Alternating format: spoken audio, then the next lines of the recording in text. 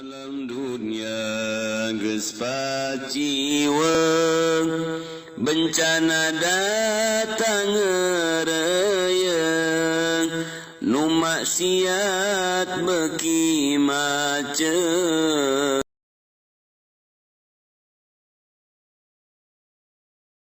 Urang masih keneh nyaritakeun bab kisos babalesan-balesan tina jalma-jalma anu ngalakukeun kazaliman.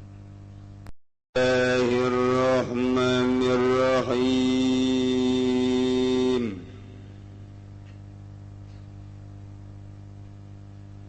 Wa man qatala lan utawi sapaman qatala iku mateni yaman bimuhaddadin kalawan kang landep khonikin dawa nyekek aw tajwi'in atawa marak mangan ngumbe wa nahwihi lan umpamane tajwi' uqtusa bihi maka den kisos apa bihi kalawan man aw bisihin atawa kalawan sihir bisihrin atawa kalawan sihir fabisayfin maka kalawan pedang wa kadza khamr lan iku kaya ikilah iki sihir utawi sajeng waliwatun lan liwat fil asahi ing dalam mungguh kaul asah. Walau juyalan lamun dan para kiasi wong ketajwi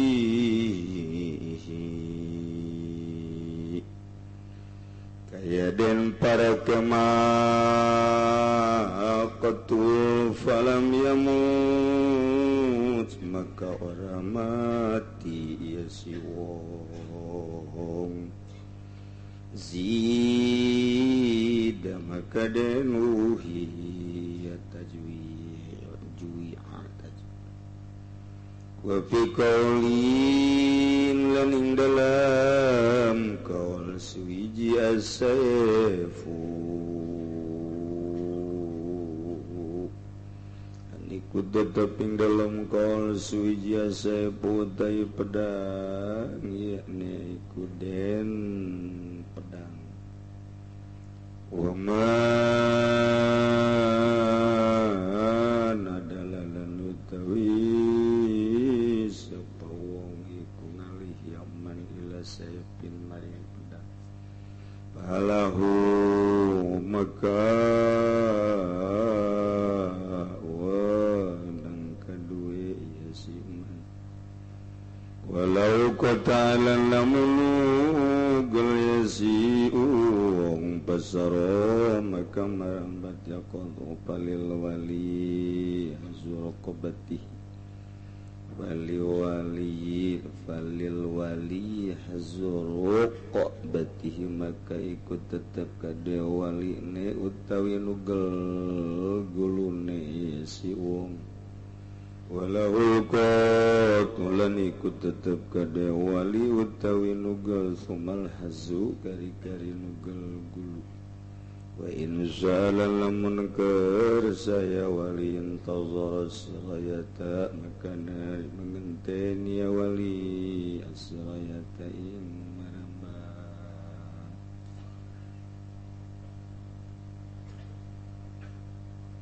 setiacan orang ngeraskeun pangaosan urang bacakeun heula Fatihah mereka hiji kanggo anu teu damang dirawat Hajah Nuriyah binti Haji binti Bogor. Kemudian 100 harina almarhum Bapak Miskin bintu Paku Alam Serpong Tangerang.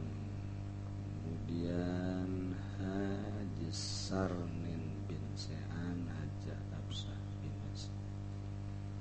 Kemudian almarhumah Ibu Nawiyah binti Asbirin. Kemudian Ki Suaya bin Daslam meninggal di Indramayu. Terakhir adalah dari tokoh Mas Tabrani sekeluarga. Akhir pisan Kiai Sukari Cadas meninggal sabada haul. Urang doakeun sadayana anu tadi parantos mulih ka jati mulang ka asal, mudah-mudahan dihampura sakabeh doa sakabeh dosana, dicaangkeun di kuburanana, diagakeun di kuburanana, dipasihan kesenangan kubur ku Gusti Allah bi barakati ummil Qur'an al-Fatihah. Bismillahirrahmanirrahim. Alhamdulillahi rabbil alamin. Arrahmanirrahim. Maliki yaumiddin. Iyyaka na'budu wa iyyaka nasta'in. Ihdinas siratal mustaqim. Siratal ladzina an'amta 'alaihim ghairil maghdubi 'alaihim.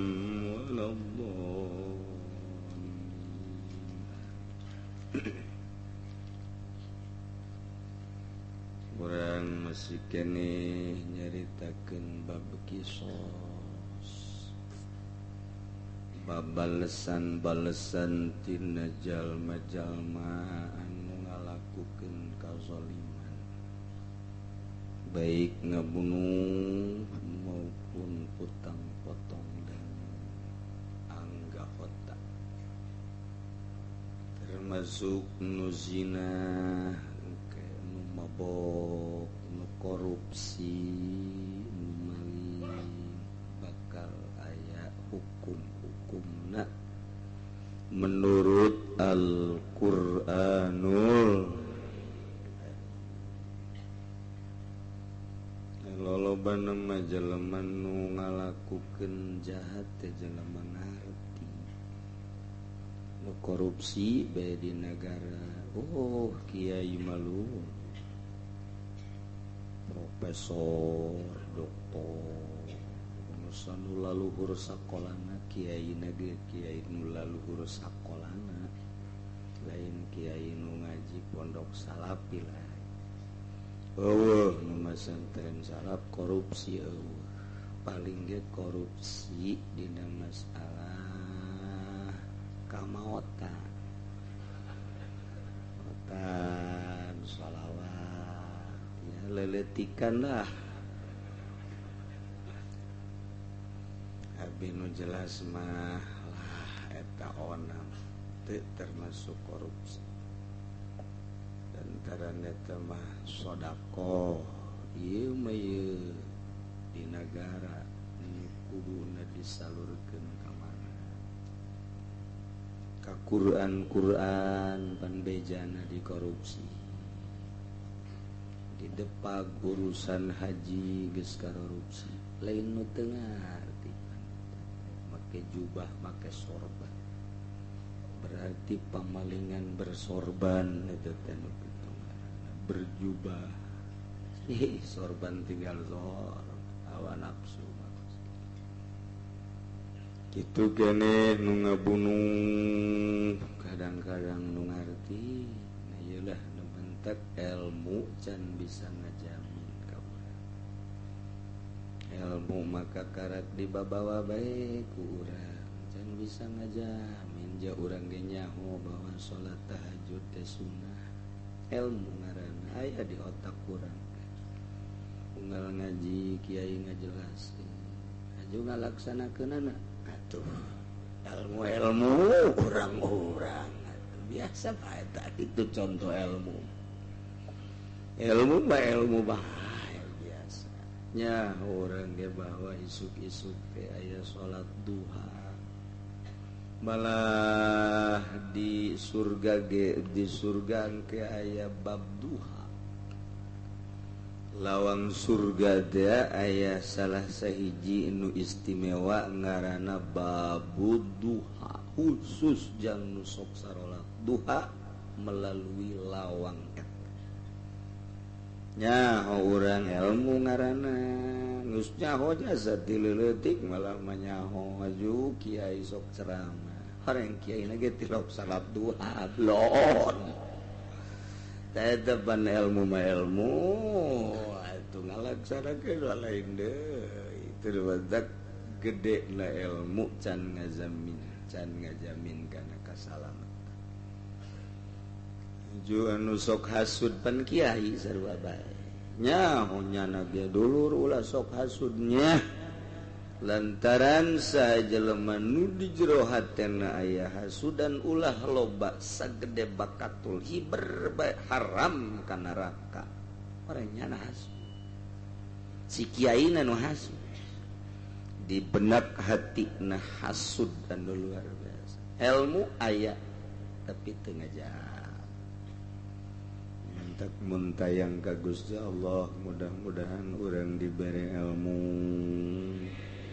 diberi amal al ilmu bil amal kasyajarin bila samad ilmu teu diamalkeun kos tangkal kayu eueuh buahan pake ngising budak di handapna sapira tangkal kayu percis kos tangkal kayu beringin di dinya ngariuhan ngararising kiih enjot-enjotan buahan tangkal beringin batam buahna neraka jahannam tak sing hade ilmu amal ke teu kuat cenah tahajud kudu 10 rakaat 2 rakaat sholli sunat tahajud Allahu akbar 2 rakaat gubrag hesde beres lah kitu beres nyumponan ilmu bae heula ieu mah tuh ya Allah cek pamajikan apa tadi ka haji tahiyat pan geus aya dianggal deui salah neuleut tah salah dege isi jadi pamajikanna ge heran tahajud mah tahajud subuh jam 7 cek pamajikan teu kaliru ya sana Kak, kalau ada ikir penting lain tahajud. Kok nyaho? Ada yang gembe tahiyatna jaka haji masuk gandeng tahiyat. Malkat. Benar ka haji. Subuh jam sabaraha? Ulah lo ngomong. Ai tahajud ba tahajud ai subuh ma usolli fardhu subhi qadaan. Ya Allah, saja ibadah orang hayang akur sesuai jasa abeh menang ridho Allah subhanahu wa ta'ala encan micenan penyakit di jero hate encan istiqomah dina ibadah hayang mencapai derajat waliyun min auliyaillah teh berjuang nas datang ka maut ulah jadi wali belah dia baik jadi pangkat solihin luar biasa satungtung aya pajakitan di jero hate ria ujub takabur hubul mal hubul dunya hubul jah jeung berbagai-bagai penyakit moal naik urang hirup urang moal boga derajat mungguh Allah subhanahu jelema nu luhung eta teh tanda bahwa jelema eta dipikaridho ku Gusti Allah. Nu mantek dipikaridho bersih batin.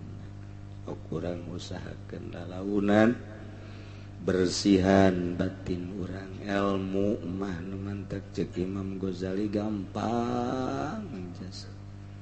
gampang diteangan anak komo di akhir zaman maguari orang cele diuk na harapan TV aya nu keur ngaji ilmu ngaranna aya kiai ceramah urang ngadengekeun ilmu ngaranna aya jelema dongeng ilmu ngaranna urang ngaji model kieu keur mulungan ilmu warisan ti Kangjeng Nabi Muhammad sallallahu Kangjeng Nabi mah teu ngawariskeun pabrik egel, teu ngawariskeun NASA, teu ngawariskeun kitu pabrik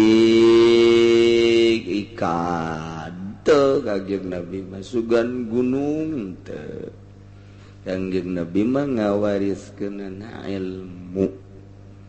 Mentek aya sahabat gegeroan, tuh Kangjeng Nabi, kurang, ukur merean warisan, guguran nggak tuh cepat, guguran lah sahabat, datang kadinya, ya Abu Hurairah keur ngaji ke, mana ya warisan Kangjeng Nabi, cek ya, mana sih semua kantong, dek siap. Neangan lainnya nak kadinya kapanggih deui teh jeung sahabat. Hei, mana? Cenah keur ngabagi warisan. Eta. Saha eta Abu Hurairah? Ngaji teh mah atuh eta warisan Kangjeng Nabi keur dibagi-bagikeun. Oh, ilmu sial. Ye sial. Cina warisan teh kos kitu bae. Kos kieu ulah aya kesempatan di luar ibadah ka Gusti Allah. Beakeun waktu barang jeung penting pake zikir ka Gusti Allah. Terus ditaliti sabaraha hartana. Aya sawah bangsa 1000 meter. Ahli warisna. Oh, iya mah ahli warisan lantaran teu boga anak, mamang tuh jeung uwana tuh. Mamangna jeung uwana digerokeun. Alhamdulillah jagenna teh. Horenganan ai menang bae. Iya tuh bogo. Naon ieu tirkahna? Aya tanah 1000 meter. Hargana 100.000. Jadi 100.000 sameter kali 1000 meter seperti Kamera 100 juta. Oh jadi kula kebagian kan hutangna 500 juta nya. Jadi memang kebagian hutang tah eta teh asesat di 100 juta sial. Jatuh lain sial ya hutang teh ahli waris ya. Ahli waris eta teh mah teu kudu dibayar. Anakalana menang harta, anakalana menang hutang. Itu ahli waris. Mantak geingkeun besi aya dulur anu kamalinaan wah hutang ieu mun paeh aing ahli waris teh cilaka ieu geuing urang mantak urang silih geuing masyaallah aya urang keur nyaritakeun masalah kisos nu di negara Indonesia mah teu diperlakukeun kisos teh lantaran negara Indonesia mah lain make aturan Al-Qur'anul Karim. Undang-undang negarana make undang-undang HAM, hak asasi manusia buatan Walanda. Nu dikendalikeun ku Yahudi Amerika. Ai urang nama rakyat bangsa Indonesia umat atuh beda jeung negara urang menjekelan Al-Qur'an salah saeutik nanya ka kiai ngaranna make Al-Qur'an tuh aya urusan nikah kiai urusan tolak ka kiai urusan ngajual tanah teu bakos kitu urusan utang piutang ka kiai deui kos kari itu bae geus kiai batu. Masya Allah. Jadi alhamdulillah sanajan negara ente memandu make undang-undang Al-Quran tapi orang menyadari rakyat jeung bangsa Indonesia tetap make Al-Qur'anul Karim. Mantap ketika para DPR nyeun undang-undang eta dipantau ku masyarakat jeung ku rakyat, kok kitu sih undang-undangna, kok kitu sih undang-undangna, selalu gitu baik ujung-ujungna moal teu pasti, ujung-ujungna lamun geus keterlaluan pemerintah bertekuk lututna jeung aya pemaksaan terhadap rakyat nu bertentangan jeung agama, deleukeun coba. Sebab rakyatna loba nu hafizul Quran, rakyat nu loba anu talar hadis, rakyat loba nu ngamalkeun Al-Quran. Loba jasa di Indonesia nu mentek heseun di Amerika jeung Yahudi ka urang. Lantaran di urang mah alhamdulillahirabbil termasuk pengamalan Al-Qur'anana katembong jeung katingali. Ukhuwah Islamiyahna masih bagus. Mentek lamun engke undang-undang na melenceng na luar biasa. Atuh marawa golok rakyat kajen kukumaha ge pangheulana dipenggelurah. Iya. Geus teu kadeuleu jelema asa tangkal kalapa bae jager bae. Leuh, sia hirup ge ngahalangan aing. Jangan camat, gua tinggal RT bawa asana ka aing ye, cak RT. Ada terus moal katahan, moal gajen kumaha ge. Persekongkolan pemerintah jeung Yahudi dianggap bae, gas, teu beres. Bakal cenah kieu kitu pokona geura ngasah golok bae ku ari mah, nu seukeut jang mencit sapi ge. Diperkirakan seperti itu. Lantaran urang ningali di negara lain nuker diacak-acak ku Amerika, Syria, sepugu Mesir, merambat ke Yaman, terus ke Jili, kemudian Turki, anu geus dikuasai ku pemerintahan ku Amerika, rakyatna nentang jeung teuing perang. Sabilillah syahid pokona mah geus kuari geus dibentuk syahid geus dibentuk kuari di dunia ye syuhada pada encar asyahid doktor anu asyahid profesor anu asyahid mal bejakeun buku geus aya pembentukan kuari di Irak, di Iran, di Syria, di Mesir, di Turki. Geus aya pembentukan asyahid doktor anu asyahid kiai haji anu asyahid asyekh anu asyahid, berarti siap berjuang menuju syahid. Tinggal ke di Indonesia saha nu rek daftar, silakan daftar. Siapa ya berarti? Aduh, cek dia ngomong makalan tersebut sia tah mah dek kos kitu. Masya Allah, di Batur mah seperti itu. Geus dibentuk kuarita, ya Allah, ya Rabb, tinggal di Indonesia. Tapi loba di Indonesia ge lamun kula ngagerakeun siap. Wow, pangheulana nu gede hutang. Abdi daftar kiai. Geus paeh geus lah. Kan saya hebat amat ieu make hayang paeh balah. Lain ieu motifna naon? Hutang. Wah, bener frustasi mah budak ya. Ya Allah, ya Rabbi ya. Nah, ya Indonesia gede lah, tapi lamun aja berubah, mual mentak. Setahun deui urang bakal merayakan pemilihan RI 1.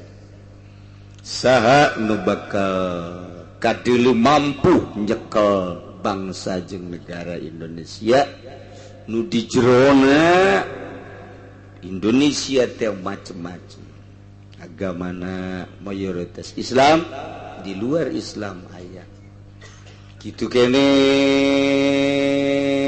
kitu kahirupan saha anu bisa ngagoyangkeun eta nu bisa kitu naon ngaranna mewarnai bangsa Indonesia. Ulah salah mi. Teu mah keur carita ieu mah pelaksanaanna di Indonesia teh. Wa man qatala bi muhaddadin uqtusabihi wa man qatala bi khanakin uqtusabihi wa man qatala bi taj'in wa nahwi uqtusabihi. Zaid ngabunuh Ki Umar ai ngabunuh nak make alat anu seukeut pedang bedog teh kudu dikisos mu masalah sesuai jeung perlakuan Ki Zaid terhadap Ki Umar. Mun Ki Zaid ngabunuh Ki Umar make pedang, maka tuntutan keluarga Ki Umar putuskeun engke ku hakim di negara kudu make pedang deui. Kok tusobihi numu masalah. Uman qatala bi khanakin Ki Zaid ngabunuh Ki Umar, cara ngabunuhna teh make dicekek lantaran Ki Zaid mah kos kitu ge boga permainan silat, boga permainan kitu bela diri anu pohara, permainan Jakarta besi boganya, permainan Bogor Cimande sia nyong ngaran doang padahal mah boga deui nya, permainan Korea, permainan Hong Kong, pokoknya manunggaran silat, kungfu dan lain sebagainya bisa Ki Zaid. Nu mantak begitu gelut jeung Ki Umar ngan sakilatan set langsung dikakeleknakeun di kieu teu daya teu upaya eta Ki Umar ya dicekek beker golep is dead. Jadi berarti ku dicekek, Masya Allah jago eta Ki Zaid. Oh kos gitulah bela diri, ilmu bela diri teh kos gitu. Komo permainan di lembur mah anu teu asup nominasi, nu teu bisa diabenkeun ke dunia internasional. Model mana? Model permainan di lembur lah bangsa Cikaret, Cikalong, Cilalai. Itu permainan lembur tak mau kos gitu mah. Anu ke ujung mah permainan lembur mah mun geus hese-hese teuing gelut ya dilangketek. Ketek lamun geus teternya da diceklan dilangketek we musuh teh. Tapi menang. Sebab dilangketek we pan daya nya da gitu dilangketek we coba geus. Tetep pamungkas. Nah ieu mah Ki Umar teh paeh ku Ki Zaid dicekek. Nah laporkeun teu meunang urang menghakimi sendiri teu bisa. Sebab negara boga aturan disebut negara hukum. Allah alam di Indonesia nyaho negara hukumnya lain. Ngan bejana cak batur nu ngomentari masuk ke dunia hukum, hukum cenah di Indonesia. Hukum nu jelas, kadang nu salah disalah, nu bener salah dibenerkeun, nu bener disalahkeun berarti hukum. Kadang-kadang nu leutik mah hukumanna pohara jasa, nu gede mah biasa bae. Hukum berarti aya ge nu dihukum aya unsur-unsur politis tama lain dek ngalaksanakeun hukum negara nu sabenerna. Hukum berarti rimba berarti. Lamun hukum di negara, hukum rimba. Hukum rimba mah di leuweung ayana. Siapa kuat, dia yang menang. Siapa gagah, eta anu menang. Panggagahna mau mantap mau jadi raja. Kemudian sembarangan dirimba maka maung teh wabe sujud ke gajah sujud ke maung.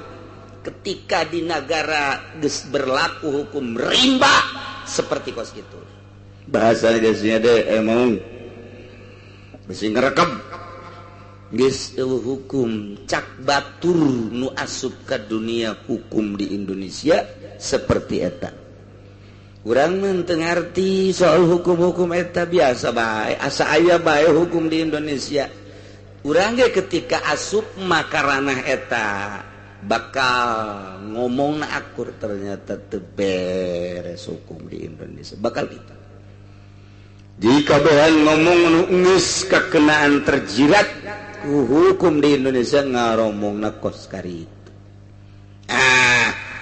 Tapi tetap temenang sembarangan bertindak itu semau gue tetap lapor panggil BAP setelah nyata bahwa pelakuna adalah Ki Zaid. Nah Ki Zaid kudu dikisok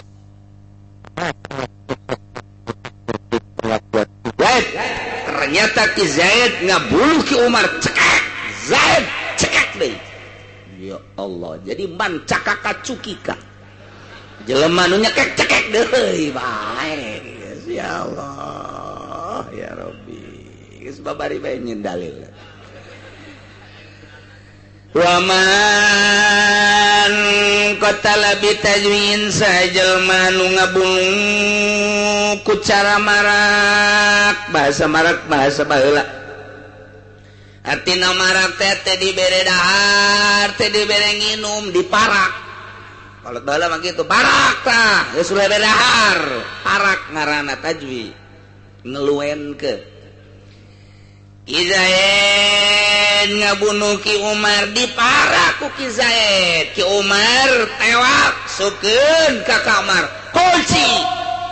Sapoe teh dibere dahar teh dibere nginum. 2 poe teh dibere dahar teh dibere nginum. Kekuatan fisik manusia 24 jam. Kekuatanna 24 jam geus teu dahar teu nginum. Geus lelah.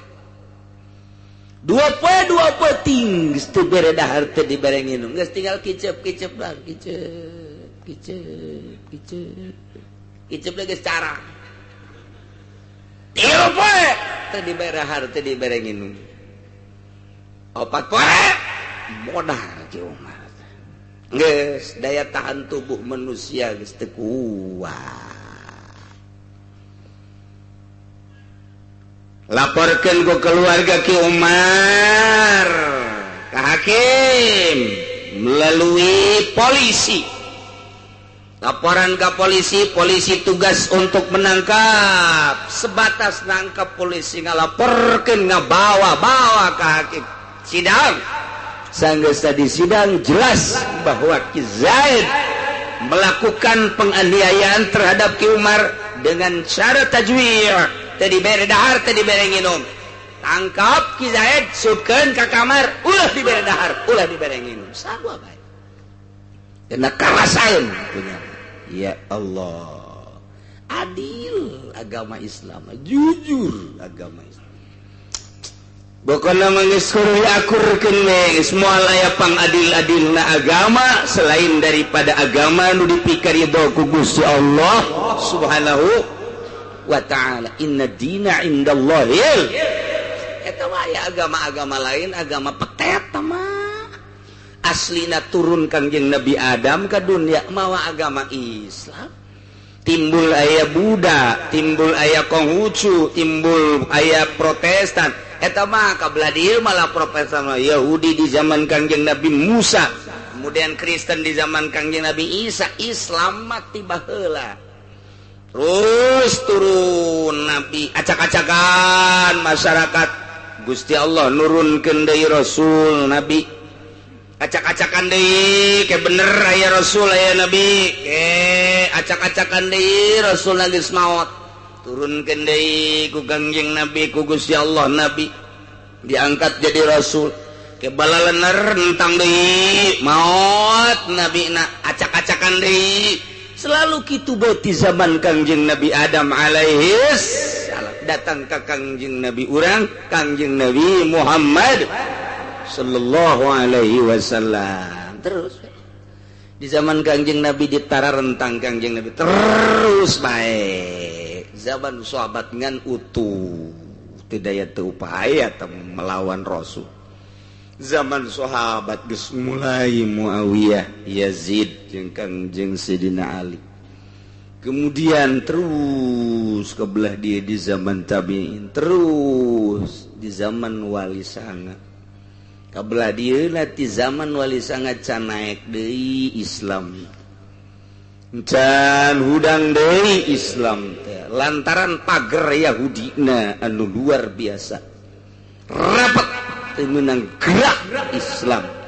kamari ieu tinggal selangkah deui melalui Osama digoyang perekonomian dunia melalui Osama bin Laden jeung Saddam Hussein transaksi geus teu disahkeun make dolar dinar dirham di Irak Iran dek nurutan deui wah dua sosok manusia eta dikejar lu korban ka orok-orok Yahudi tetekos gitu Masya Allah lu henteu salah hangus tembak beakeun kabeh sabaraha manusia gadis perjaka nu ditembakan hanya untuk mendapatkan Osama bin Laden jeung Saddam Hussein karena eta terus acak-acakan perekonomian dunia sampai per detik ieu perekonomian Amerika yakni Yahudi can stabil ieulah berkat perjuangan Osama bin Laden geus digogoreng ke berbagai negara ai positif jada teh atuh deuk ngagulingkeun Yahudi tinggal salangkah deui salengkah deui geus dikibarkeun bendera Islam di luar negeri mah Allah encan menghendaki tetap baik Saddam Hussein tumbang kemudian Osama tumbang per detik ieu masih keneh can jelas terus ngadu nu batak negara anu bom negara anu sigat negara anu motifna kabar ka urang macem-macem minyak lah emas lah dan lain sebagainya tapi batur mah berjuang teh geus teu kaharti ku urang tinggal di Indonesia orang cek Gus Dur teh udah gak usah ngikutin perkembangan Irak botak lu nggak pokoknya mah nggak nyampe kita aja di Indonesia baik warima orang perjuangan orang anak orang nu main HP baik geus bingung jasa orang warima lantaran nyana anak orang boga salaki-salakina diantepkeun lantaran nyana Facebookan jeung batu aduh ampun salah kira ditinggalkan perjuangan kurang tak kurang Masya Allah cokot HP-na bantingkan HP-na kabur ti urang deh kumaha coba diantepkeun HP-na salakina jeung anak nu korbannya na happy jeung nu sejen eta keur carita boga salaki teu boga salaki mah Masya Allah walah berita anu dek 2 poe deui ditikakeun dibawa kabur ku cocodot akibat Facebookan jeung batur tinggal ieu bae salaki pisalakieun ieu 2 poe deui aduh tanu mantap cekolot baheula ulah sok cicing di lawang nongtot jodoh eta tah nongtot jodoh ngaranna tah nongkos kitu tah 2 poe deui teu jadi geus nongtot ngelepot deui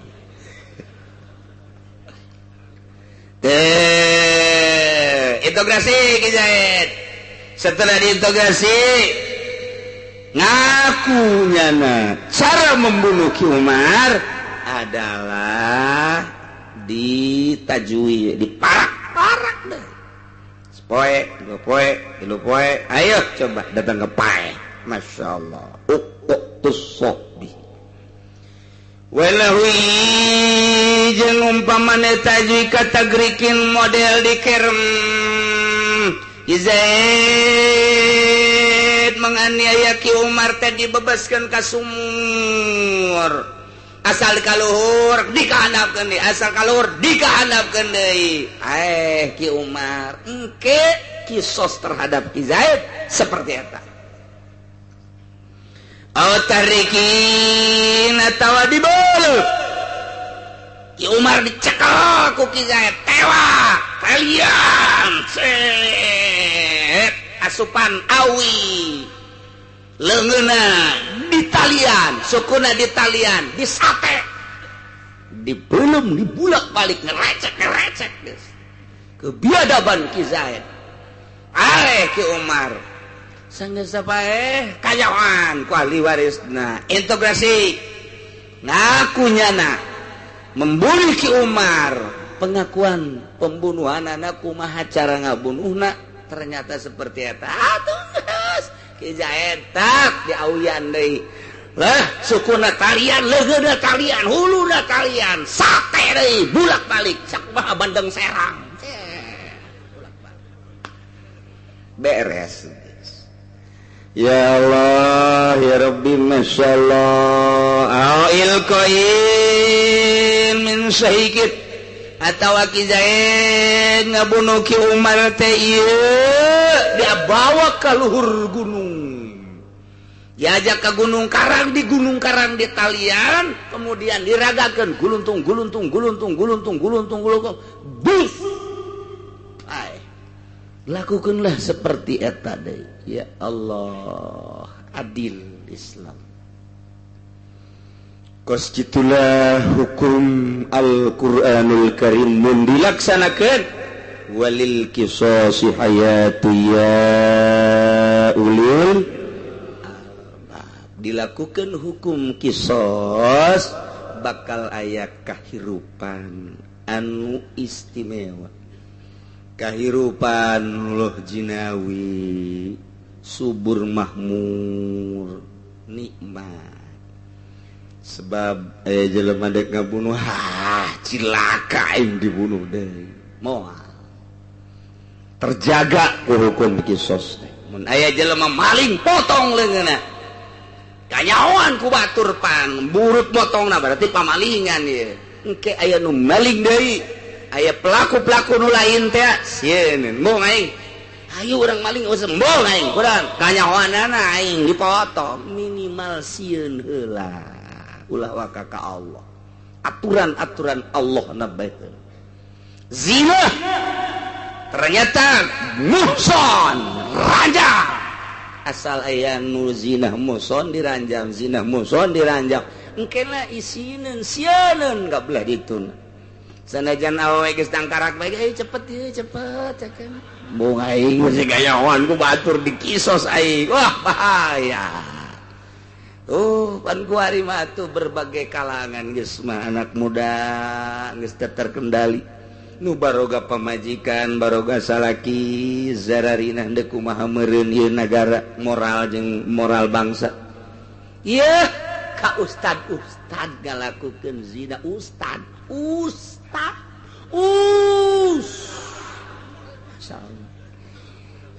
ustad dan cenah kiai engke 4 mata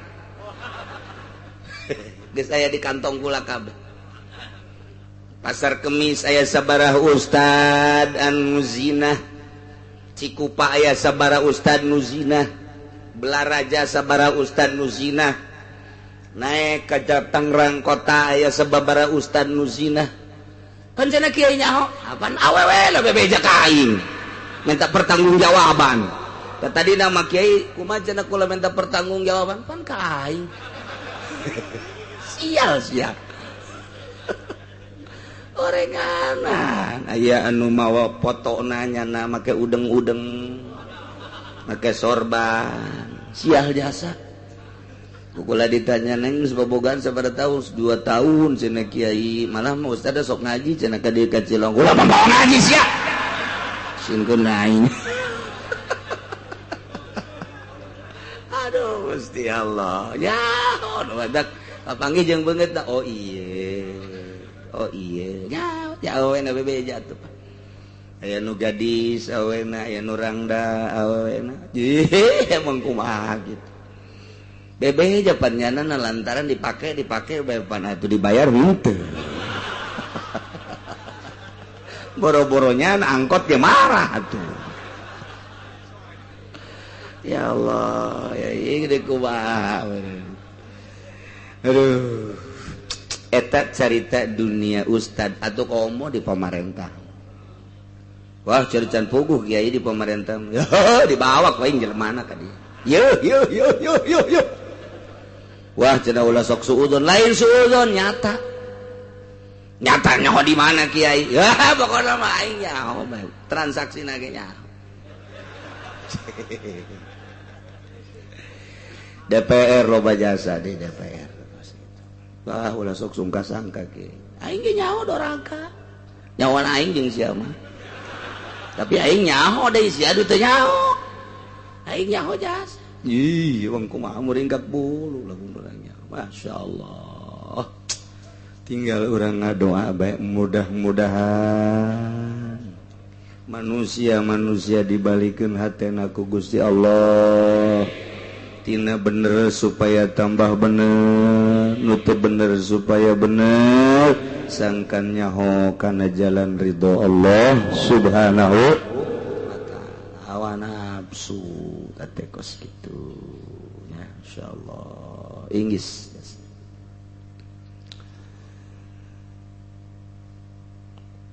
kidu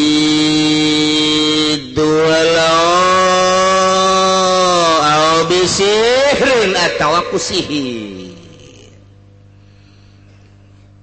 Lamun Ki Zaid ngabunuh Ki Umar melalui sihir, emang aya ki atuh aya boro-boro urang ya Kangjeng Nabi ge kena sihir. Kangjeng Nabi kena sihir. Kok Kangjeng Nabi bisa kena sihir? Membuktikan bahwa sihir eta aya. Di zaman Kangjeng Nabi kena sihir. Kangjeng Nabi panas awakna, sanggeus panas rada mulutat molotot. Teu puguh rarasaan Kangjeng Nabi teh, ngomong rada ngaco. Kaget Siti Aisyah kok Kangjeng jadi kieu. Akhirna malaikat Jibril turun gancang caritana bae ke dongeng dina Al-Qur'an bakal aya. Malaikat Jibril ngajelaskeun bahwa anjeun kena guna-guna Muhammad, guna-guna sumuhun. Aju kudu kumaha tuh di sumur anu aya bungkusan di dinya, aya anu ditalian tah ku benang-benang ala eta. Tuh nu mantep Kangjeng Nabi naga teh kena sihir. Qul a'udzu birabbil malikin nas ilahin nas min syarril waswasil khannas alladzi yuwaswisu fi sudurin nas minal jinnati wan nas. Qul a'udzu birabbil falaq min syarri ma khalaq wa min syarri ghasikin idza wa min syarri naffatsati fil 'uqad wa min syarri hasidin idza syarri naffatsati fil 'uqad. Ayat atuh masyaallah begitu beunang diala dibukaan masukkeun di amal kitu sihir. Ki Zaid datang ke Sukabumi.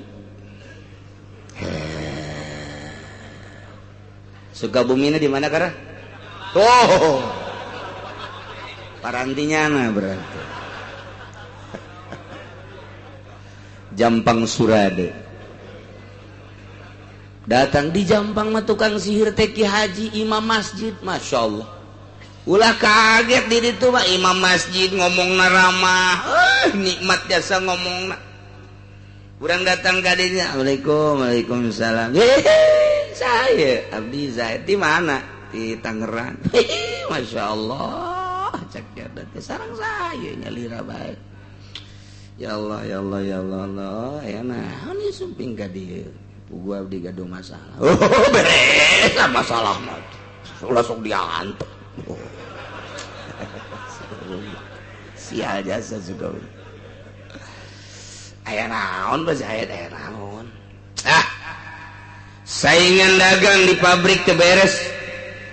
Nu biasa diangkat ku kula ipra ku Ki Umar buang ka warah teh. Ulah diantepkeun jelema kos kitu.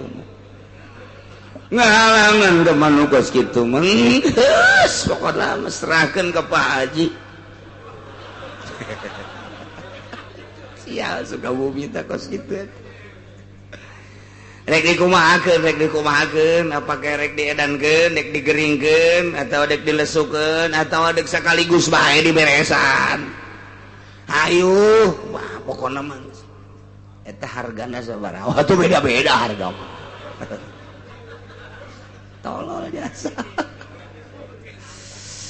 cek Pak Haji mah nu kitu mah mending diberesan bae geus ulah diengkengkeun deui bahasana ge kos kitu panu suku cek Pak Haji mah geus ulah diengkengkeun deui lah nu kos kitu mah jangan halangan ribet pan urang ge ngahalangan mah ribet bahasa Sukabumi eta asup bola Pak Haji na ka jero mawa anak-anakan keluar jeung jarum ayo dek dikumahakeun ya lah maning diberesan ai dibereskeun lah ulah tanggung maning dianggeuskeun nu kos kitu di mana ieu pasar kemisna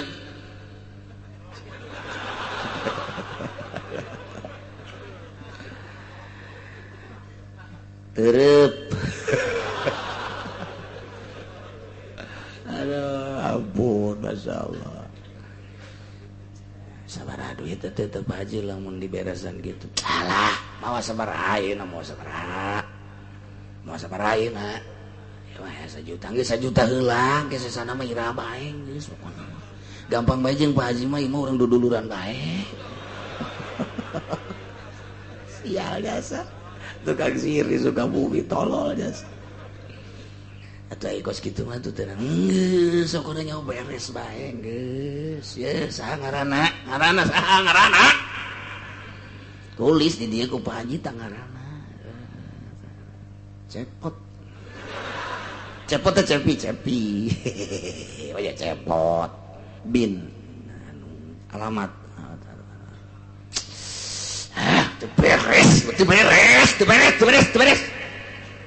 teu beres ieu jelema kos kieu ngahalangan ieu ih lain ka ente bae mah kanu sajanji bakal ngahalangan mani diberesan geus atulah bunuh bae bunuh ya saksian jaruman matana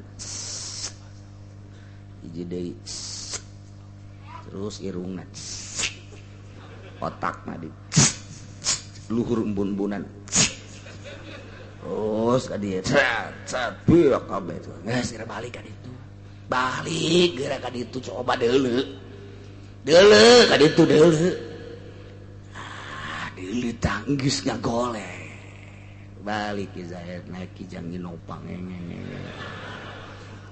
bener liwat kayak macam pikir digulung-gulung kunaon eta nanya deh tolong tah ki Zaid nyaho cenah ngadadak ieu datang kieu bae ji ngadadak satu turun biasanya anak kadinya biasa terus ka imah ngarokok hae ya pemajikan ada datang kata si mana Ulin Jakarta itu Cepi di Gugulu ji kunaonnya ji nyaho ngadadak ja ngadadak melotot bae ngadadak melotot oh geus beres ditungguan tuh ngecan pae bae sapoe 2 poe tuh dibere norong nomor telepon Pak Haji kok can beres kieu we saya sama gerak kirim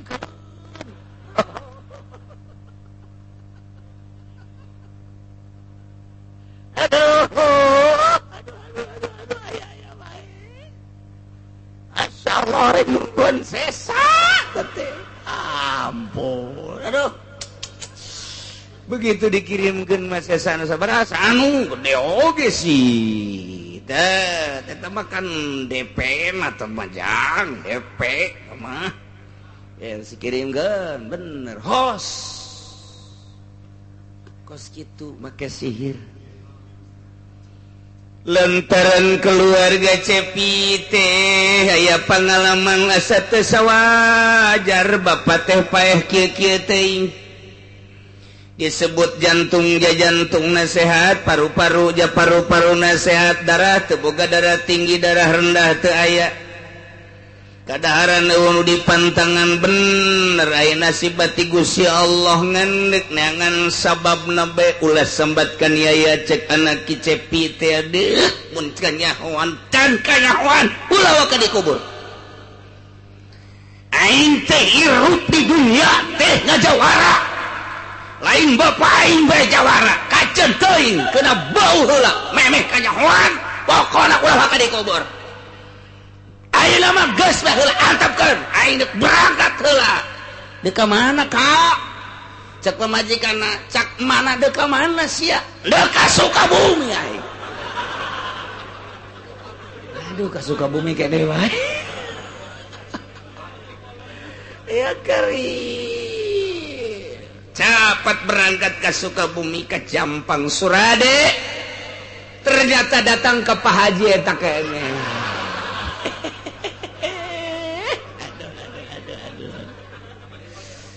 Waalaikumsalam. Di mana Cep? Abdi di Pasar Kemis. Ya dah. Ente abdi mah ka dieu teh ieu gadung masalah beresan masalah. Ulah dingkekeun ribet. Di dieu tiasa teu ngabunuh babu. Tuh parantina. Asal ujang daek tanggung jawab baik Pak Haji mah kan sakadar usaha nu tanggung jawab mah masing-masing. Pak Haji kudu tanggung jawab di akhirat mah. Ya Pak Haji ge nyaho ngan ieu mah usahaan Pak Haji wae mah kos kieu. Sial jasa. Aya usaha kos kitu tolol. Terus aya tamu-tamu orang Pasar Kemis atuh aya neme keneh mah aya we ka dieu 5 dinten kapengker mah saya tah. Sah eta sah. Namina Zaid. Saha teh nu dibunuhna? Aya Pak Cepi teh dibunuh. Oh nya. Pak Cepi ja sumur kumaha kitu eta ka dieu. Boga masalah cenah di pabrik. Ujang halangan bae sok diangkat ku nya diangkat ku Pak Cepi. Akhirnya diberes anta datana ge aya tah. Ujang boga masalah jeung sa. Teu abdi ge gaduh masalah gaduna mangan.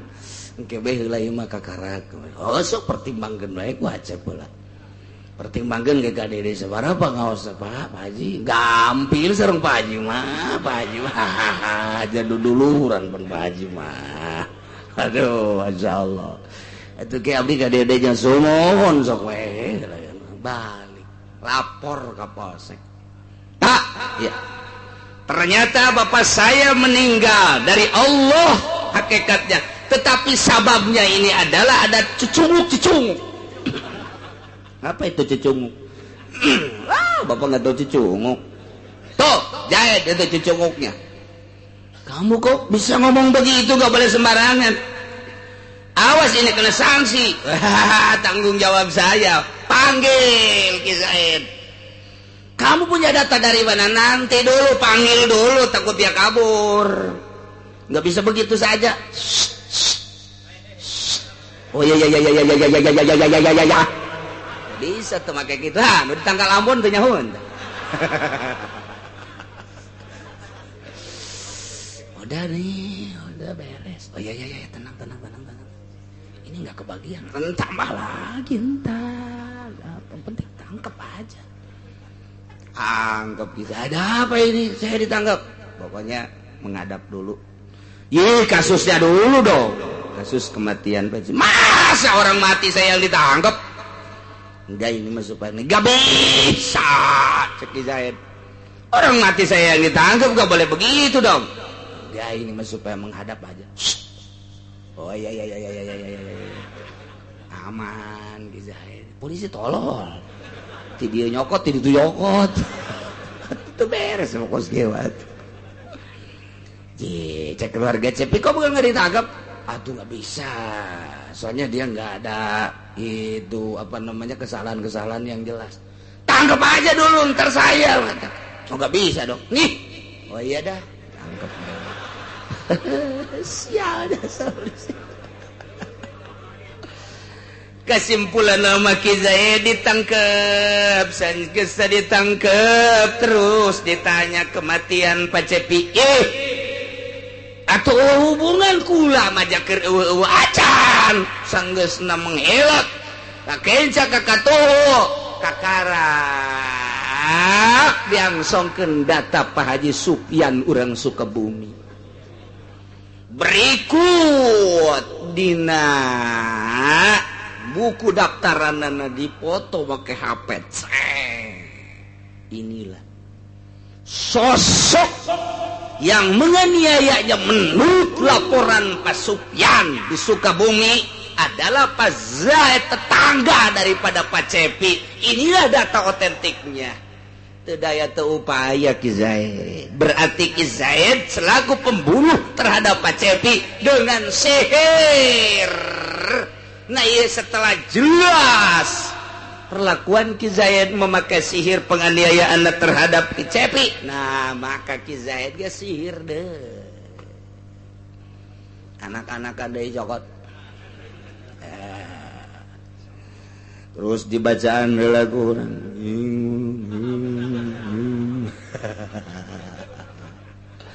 Antawadat atas nama Cepi, matana colok.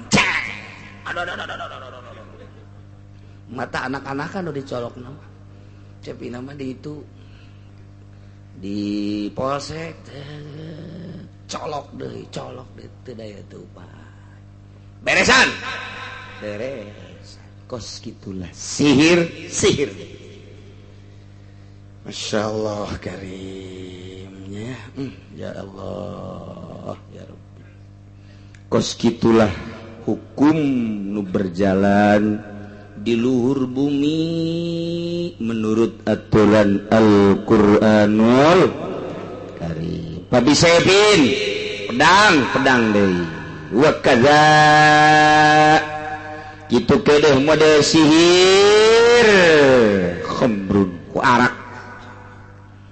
Lamun Ki Zaid ngaloloh Ki Umar make arak geus walah leuheut tambah whisky geus jana walah tambah mensen geus mensen tambah deui coni tambah deui make pel nu leutik koneng pelna eta mata lamun diasupkeun ka dinya langsung diudak-udak paeh jelema mun diinum mun teu kuat mah naon ngaranna pelna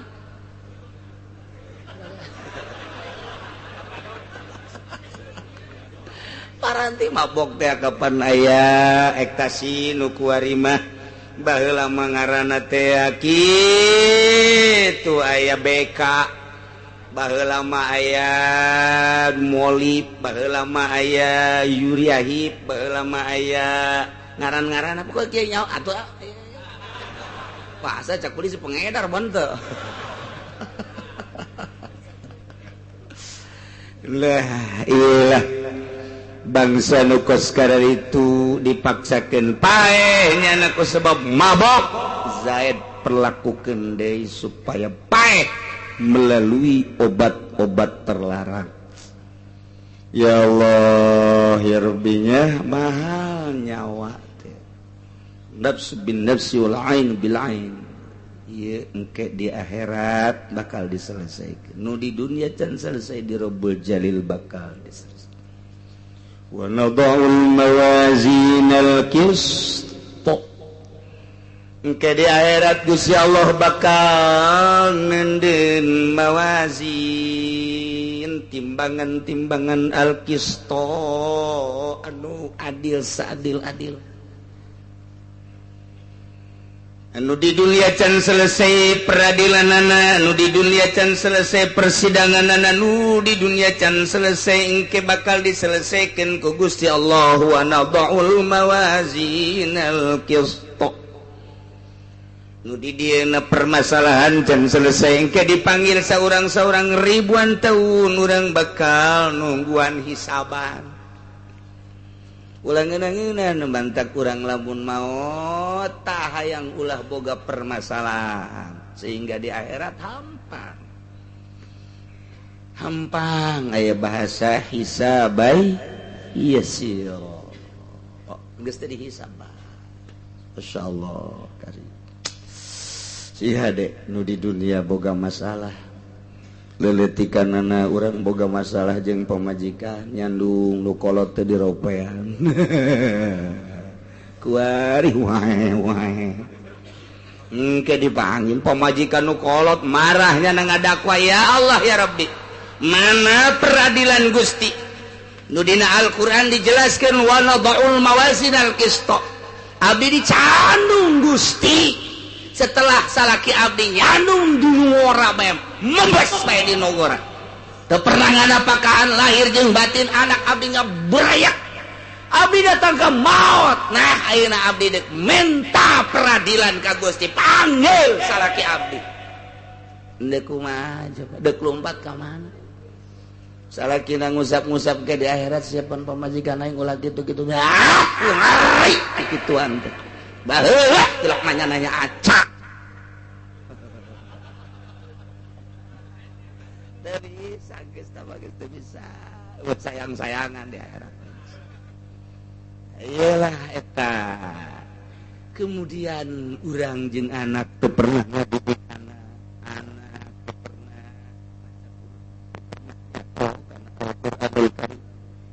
kemudian anak tergelincir ka neraka cak anak ya Allah ya Rabbi abdi kudu ka neraka eueuh Gusti ai kudu ka neraka sosoranganan mah lantaran pan abdi ka neraka teh meureun teu ngarti kana agama nu matak abdi teu ngarti kana agama pan kolot abdi teu pernah masantrenkeun ka abdi sugan ngawurukan Al-Quran sugan masantrenkeun sehingga abdi toto dina agama teh nyaho wudu teh nyaho salat teh nyaho bener lantaran bapa abdi na ngan nyakolakeun bae abdi kudu ka neraka sorangan teu bisa tatap kudu jeung bapa abdi rasakeun wa nada'ul mawazinal qist Bapak Zia saha Haji Ahmad orang mana sih Cikupa pasar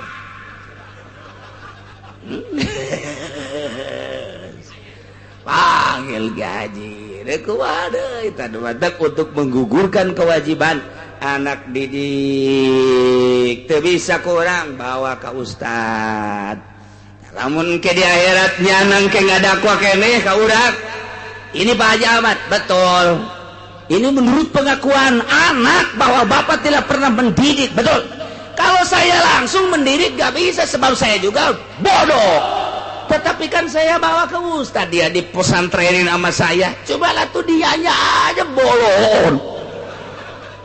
Atau bolonnya saya santrenin dia. Saya belum datang ke rumah dia udah datang ke rumah. Duluan dia datangnya. Itu kakak arak aman guys. Tidak bisa. Bisa disangkut pautkeun malaikat nyana kula-kula terus geus dibawa ka Cilong ku kula geus dibawa di pasantren ke dipasrahkeun geus kula can balik nyana geus aya di imah mun terserah nya kira-kira tuh budak cepet jasa dibawa ku setan meureun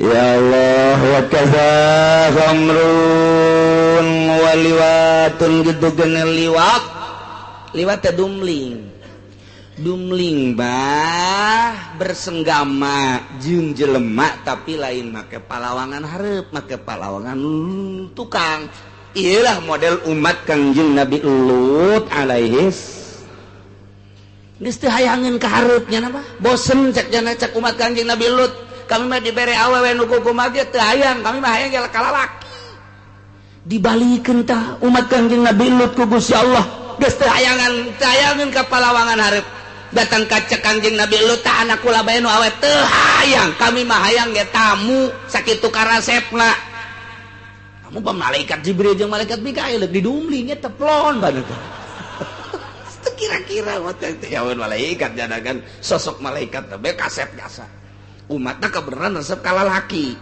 teh baheula di zaman Kangjeng Nabi Lut engke di akhir zaman umat Kangjeng Nabi Muhammad ge engke aya anu boga laku lampah kos umat Kangjeng Nabi Lut alaihi salam naudzubillah min zalik lalaki paksa nonggeng sia teu nonggeng dibunuh sia ku aing nonggeng dipaksa didumling tukang ternyata modar si Zaid kudu ditonggengkeun deh onggengkeun deui bae didumling deui bae terus kena pae Allah karim kumaha lamun jelema diparak teu dibere dahar teu dibere nginum baheula Zaid waktu maraki Umar 3 poe ka 4 na pae aibrak ieu mah Ki Zaid geus 3 poe ge tahan jasa tubuhna 4 poe can pae bae 5 poe can pae bae kagenep poe ge can pae bae tak kudu kumaha geus melebihi batas ke minggu hareup wallahu a'lam